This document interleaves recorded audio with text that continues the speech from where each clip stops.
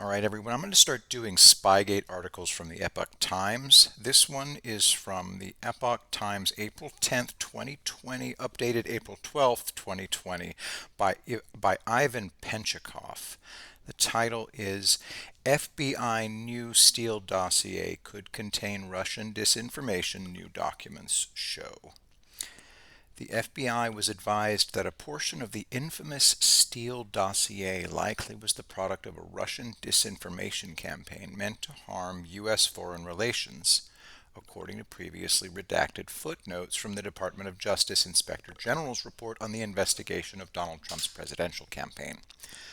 The FBI was informed by a source that former British intelligence officer Christopher Steele, the author of the dossier, had frequent contacts with Russian oligarchs, which raised concerns at the Bureau's Transnational Organized Crime Intelligence Unit, one of the newly declassified footnotes says.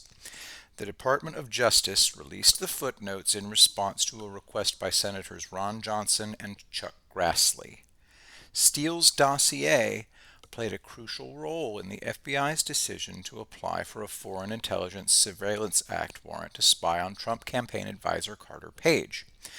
The Hillary Clinton campaign and the Democrat National Committee ultimately funded the dossier. Quote, in addition to the information in Steele's Delta file documenting Steele's frequent contacts with representatives of Russia oligarchs, we identified reporting the Crossfire Hurricane team received from redacted, indicating the potential for Russia disinformation influencing Steele's election reporting, one of the footnotes states. Crossfire Hurricane was the FBI's code name for the investigation of the Trump campaign. Key officials on the Crossfire Hurricane team harbored an intense bias against then presidential candidate Trump, a prior Inspector General's report concluded. Special Agent Peter Strzok and FBI attorney Lisa Page exchanged text messages about stopping Trump from becoming president, an insurance policy in the event he was elected, and the prospect of impeachment around the time the pair joined the special counsel's Russia investigation. According to the newly declassified footnote, the Bureau received a report in 2017 that assessed Steele's reporting on Trump's personal attorney, Michael Cohen, to be part of a Russian disinformation campaign. Quote, the redacted said that it did not have high confidence in this subset of Steele's reporting, and assessed that the referenced subset was part of a Russian disinformation campaign to denigrate U.S. foreign relations, the footnote states. While the FBI received the report cited in the footnote sometime after the Bureau secured a FISA warrant to spy on Page, the dates in the footnote are still partly redacted, making it impossible to tell whether the Bureau received this report during or after its year-long surveillance operation, which concluded in October 2017. Grassley and Johnson expect the footnotes to be further declassified in the next few days, according to a statement. Steele's contacts with the lawyer of at least one Russian oligarch, Oleg Deripaska, have recently been reported. The footnotes don't reveal the names of the other oligarchs. One footnote shows that the FBI failed to thoroughly review Steele's file before securing a warrant to spy on Page. If the agents had done so, they would have discovered the documented concerns about Steele's many contacts with representatives of Russian oligarchs. Steele's handling agent, quote, expressed concern that the Crossfire Hurricane team did not access Steele's file earlier.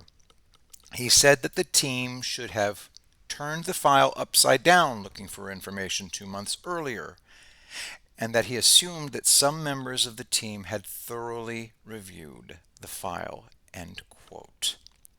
Another footnote shows that the FBI learned that one of Steele's sources was linked to the Russian intelligence service and was rumored to be a former Russian intelligence officer.